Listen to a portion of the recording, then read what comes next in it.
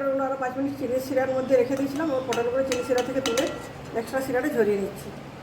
Finally আমার পটল মিষ্টি বা পটল সন্দেশ পুরোপুরি রেডি হয়ে গেছে। একটা ডিপ ফ্রিজে রাখবো না, নর্মাল ফ্রিজে রেখে দেবো, ঠান্ডা ঠান্ডা পরিবেশন করবো। আর এই মিষ্টিটা তৈরি করতে আমার মোটামুটি 1 ঘন্টার মতো সময় লেগেছে।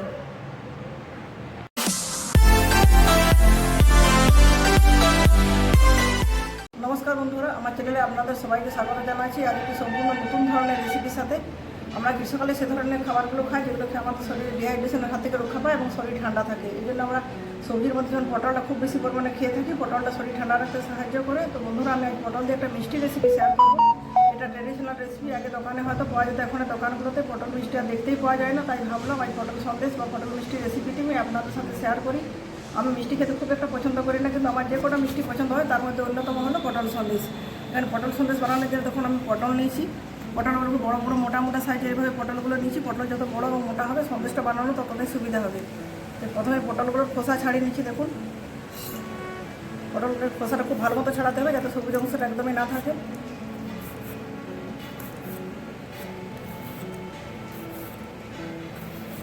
এভাবে পুরো পটলটা খোসা ছাড়িয়ে নেওয়ার পর একটা ছুরির সাহায্যে পটলের দুটো পাশ আছে, এগুলো এভাবে কেটে দিচ্ছি।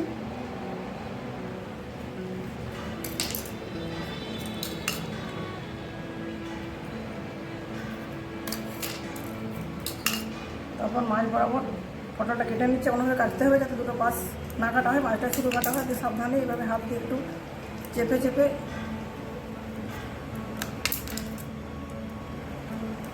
পটলটা ভাগ করে যে চামচ দেখছি, চামচের উল্টো দিকটা দিয়ে পটলের ভিতরে যে শাঁসটা সেটা আস্তে আস্তে বার করে দিচ্ছি। এটা খুব সাবধানে বার করতে হবে যাতে পটলটা ফেটে না যায়।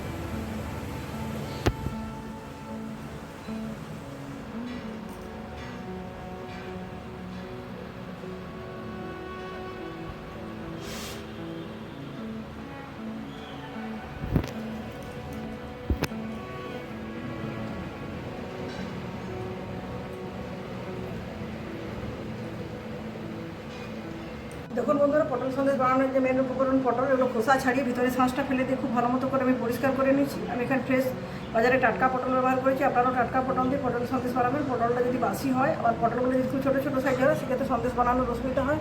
খুব ভালো পটল সন্দেশ বানানো যায় না, যেটা এক বানাতে চাইবেন আরেক হয়ে যাবে। আর বাকি যে উপকরণ লাগছে সেগুলো হলো, দেখুন এখানে নিচ্ছি ছানা। আমি ছানার স্টাফিং বা পুর দেবো, আপনি চাইলে খোয়া ক্ষীরও নিতে পারেন। আর এখানে আছে কিছু ড্রাই ফ্রুটস, এখানে আছে কোরানো নারকেল, এলাচ আর জায়ফল, গুঁড়ো দুধ নিচ্ছি। আর এখানে গোলাপের শুকনো পাপড়ি আমি নিচ্ছি গার্নিশিংয়ের জন্য, আর আছে চিনি। তো চলুন এবার রেসিপিটি শুরু করা যাক। এরপর পটলটা সিদ্ধ করে নেবো। এই জন্য গ্যাসের ওভেনে বসিয়ে দিচ্ছি কড়াইতে দিয়ে দিচ্ছি অনেকটা পরিমাণে জল। জলটা খুব ভালো মতো গরম হয়ে যাক। জলটা যখন ফুটতে শুরু করি তখন এখানে পরিষ্কার করে পটলগুলো দেবো। আর এই জলের মধ্যে দিচ্ছি কিছুটা লবণ, একটু অপশনাল, আপনি চাইলে দিতেও পারেন নাও দিতে পারেন। কিন্তু মিষ্টি বানাবো যখন ঠিক লবণটা না দেয় মিষ্টিটা স্বাদ ফিকে লাগবে। তো স্বাদের ব্যালেন্স আনার জন্য লবণটা অ্যাড করলাম। তো চলুন জলটা খুব ভালো মতো ফুটে যাক, তারপর পটলগুলো অ্যাড করছি। জলটা খুব ভালো মতো গরম হয়ে গেছে। গরম জলে পটলগুলো দিয়ে দিচ্ছি। পটলগুলো দেওয়ার পর ঢাকা দিয়ে দিচ্ছি 5 মিনিটের মতো। তো বন্ধুরা, যতক্ষণ পটলটা সিদ্ধ হয়েছে তখন গ্যাসের ওভেনের পাশে আর একটা কড়াই বসিয়ে দিয়েছি। সেই কড়াইতে চিনি শিরা তৈরি করে নেবে। এই জন্য দিয়ে দিচ্ছি এখানে 200 গ্রামের মতো চিনি।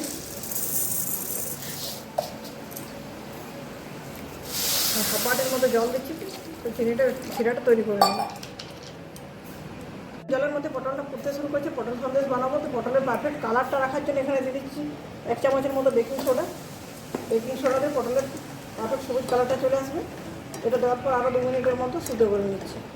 দেখুন পটলগুলো সিদ্ধ হয়ে গেছে, আর বেশি সিদ্ধ করবো না। এবার গ্যাসের ফ্লেমটা অফ করে দিচ্ছি, পটলগুলো তুলে নিচ্ছি। এই ঝাঁঝরির উপরে সমস্ত পটলগুলো দিয়ে দিচ্ছি যাতে এক্সট্রা জলটা ঝরে যায় এবং পটলটা ঠান্ডাও হয়ে যায়। দেখুন চিনিটা পুরোপুরি গলে গেছে, চিনি শিরাটা তৈরি হয়ে আসছে। এরপর চিনির মধ্যে যে ঝাঁক বা নোংরা থেকে সেটা পরিষ্কার করার জন্য এখানে 1 চামচের মতো দুধ দিয়ে দিচ্ছি। দুধ দেওয়ার কিছুক্ষণ দেখবেন চিনির মধ্যেকার যে নোংরাটা সেটা উপরে উঠে আসছে। দেখুন দুধ দেওয়ার পর চিনি থেকে ঝাঁকটা উঠেছে, যে নোংরাটা উঠেছে এটা আমি ফেলে দিচ্ছি। এরপরে ফুটন্ত চিনি শিরার মধ্যে জল ঝরিয়ে রাখা সিদ্ধ করা পটলগুলো দিয়ে দিচ্ছি। দেখুন কতটা জল ধরেছি। চিনি শিরা দেওয়ার পর পটলগুলো আস্তে আস্তে নিজে থেকে শক্ত হয়ে যাবে। পটল সন্দেশের স্টাফিং বা পুর বানানোর জন্য এখানে দেখুন দুধ থেকে ছানা কাটিয়ে নিচ্ছি। কীভাবে ছানা কাটাতে হয় সেটা আপনাদের অনেক ভিডিওতে দেখিয়েছি, তাই আজ আর দেখালাম না। ছানাটা নিয়ে নিচ্ছি মিক্সিং জারে। এর মধ্যে দিয়ে দিচ্ছি 50 গ্রামের মতো চিনি। মিষ্টিটা খুব বেশি মিষ্টি করবো না, যেহেতু পটলটা চিনি শিরাতে সিদ্ধ হচ্ছে, বাইরেটা মিষ্টি থাকছে। আর খুব বেশি মিষ্টি করার প্রয়োজন নেই, এই মিষ্টিটা হালকা মিষ্টি হয়। এবার মিক্সিং জারে খুব ভালো মতো করে এটা পেস্ট করে নিচ্ছি যাতে চিনিটা খুব ভালো মতো মিশে যায়। আমি এখানে দানা চিনি নিচ্ছি, আপনি যদি গুঁড়ো চিনি নেন সেক্ষেত্রে আপনি হাত দিয়েও মেখে নিতে পারেন। তো চলুন এটা ভালো মতো মিক্স করে নিয়ে ফিরে আসছি। পটলগুলো চিনি সিরের মধ্যে খুব ভালো মতো করে ফুটিয়ে নিচ্ছি আর ফ্লেভারের জন্য দিয়ে দিচ্ছি 4টে এলাচ, মুখটা ফাটিয়ে নিচ্ছি। পটলগুলো ততক্ষণ ফোটাবো যতক্ষণ না সিরাটা চটচটে ওদের একতার বিশিষ্ট হয়ে যায়। এবং সিদ্ধ করা পটলগুলোকে চিনি সিরার মধ্যে আরও 7-8 মিনিট ধরে খুব ভালো মতো করে সিদ্ধ করে নিচ্ছে। চিনি সিরাটা যেটা আছে এটা দেখুন চটচটে হয়ে গেছে একতার বিশিষ্ট। এরপর এটা নামিয়ে দিচ্ছি। আমি দেওয়ার পর এখন এই চিনি সিরা থেকে পটলগুলো তুলে দেবো, ওটা কিছুটা লিখে দিচ্ছি ঢুকে, যাতে পটলগুলো মানে চিনি সিরাটা খুব ভালো মতো ঢুকে যায়। এখনও চিনি সিরাটা খুব ভালো মতো ঢুকে গেছে, কারণ পটলগুলো খুব ট্রান্সপারেন্ট হয়ে গেছে। এই 5 মিনিট ঢেকে দিচ্ছি, তারপর চিনি সিরা থেকে দিলে এক্সট্রা সিরাটা ঝরিয়ে নেবো। যতক্ষণ ওটা চিনি সিরার মধ্যে ডুবে থাকছে সেই সময়ের মধ্যে স্টাফিং বা পুরটা বানাবো। দেখুন ছানাটা চিনিতে খুব ভালো মতো মিক্স করে নিচ্ছি, একটা পেস্ট বানিয়ে নিচ্ছি। এবার একটু গরম করে নিচ্ছি, এটাকে গরম করার জন্য একটা বসে দিচ্ছি এখানে পাত্র, তার মধ্যে দিয়ে দিচ্ছি মিক্সিং করে ছানা চিনি মিশ্রণটা। এখন স্টাফিং বা পুরটা খুব ভালো মতো করে গরম করে নিচ্ছি। এর মধ্যে দিয়ে দিচ্ছি কিছুটা আমন্ড কুচি, এটা অপশনাল, আপনি চাইলে দিতেও পারেন নাও দিতে পারেন। আর কিছুটা কেটে রাখা কাজু। স্টাফিংটাকে আরও সুস্বাদু করার জন্য 2 প্যাকেট 10 টাকা দামের গুঁড়ো দুধ রেখেছি, সেই গুঁড়ো দুধটা দিয়ে দিচ্ছি 2 প্যাকেট এখানে। দেখুন সবটা মিক্স করার পর আমার স্টাফিং বা পুরটা তৈরি হয়ে গেছে। পাত্রটা থেকে স্টাফিংটা ছেড়ে যাচ্ছে, এবার এটাকে ঠান্ডা করে নিচ্ছি। পটলগুলো আরও 5 মিনিট চিনি সিরার মধ্যে রেখে দিয়েছিলাম, ওর পটলগুলো চিনি সিরা থেকে তুলে এক্সট্রা সিরাটা ঝরিয়ে নিচ্ছি। স্টাফিং বা পুরটা দিয়ে দিচ্ছি একটু জায়ফলের গুঁড়ো ফ্লেভারের জন্য, আপনি চাইলে এলাচগুলো দিতে পারেন। যেহেতু আমি চিনি সিরার মধ্যে এলাচ দিয়েছি, জন্য এখানে জায়ফল দিয়ে দিলাম। জায়ফলের গুঁড়ো দিলে খুব সুন্দর লাগে মিষ্টিটা খেতে। তখন বন্ধুরা পটলের সিদ্ধ করার পর যে পটলের যে চিনি সিরাটা ছিল সে এক্সট্রাটা ঝরে গেছে, পটলটা ঠান্ডা হয়ে গেছে। এরপর পটল সন্দেশ বানাবো, কীভাবে বানাচ্ছি দেখাচ্ছি। দেখুন আপনাদের একটা পটল নিয়ে সিদ্ধ করা, মানে স্টাফিং বা পুরটা নিচ্ছি। এবার পটলটা লম্বা লম্বা আকার করে দিচ্ছি, এর মধ্যে দিয়ে দিচ্ছি স্টাফিংটা। আস্তে আস্তে এভাবে মুড়ে ঢেকে পুরো কাভার করে দিচ্ছি। দেখুন আমার একটা পটল সন্দেশ বানানো হয়ে গেছে, রেখে দিচ্ছি। আরেকটা বানিয়ে দেখাচ্ছি আপনাদের।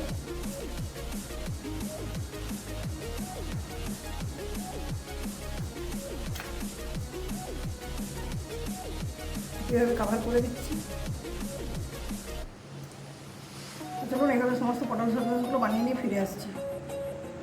দেখুন বন্ধুরা আমার সমস্ত পটল সন্দেশগুলো বানানো হয়ে গেছে। 17টা পটল নিয়েছিল, মোট 17টা পটল সন্দেশ তৈরি হয়েছে।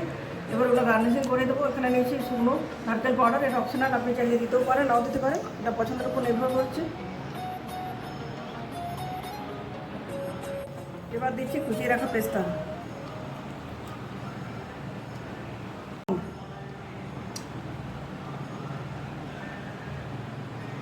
বন্ধুরা ফাইনালি শুকনো গোলাপ ফুলের পাপড়ি দিয়ে আমি গার্নিশিংটা শেষ করছি। দেখুন কী সুন্দর লাগছে দেখছি। আশা করছি আমার আজকের রেসিপিটা আপনাদের খুবই ভালো লাগবে। পটল সন্দেশের রেসিপিটা যদি ভালো লাগে অবশ্যই এবার বাড়িতে বানাবেন, কমেন্ট করে জানাবেন কীরকম লাগলো। আর ভিডিওটিতে লাইক শেয়ার এবং চ্যানেলটি সাবস্ক্রাইব করে আমার পাশে থাকবেন। আজকের মতো এ পর্যন্ত, পরের দিন ফিরে আসছি নতুন কোনো রেসিপির সাথে। ধন্যবাদ।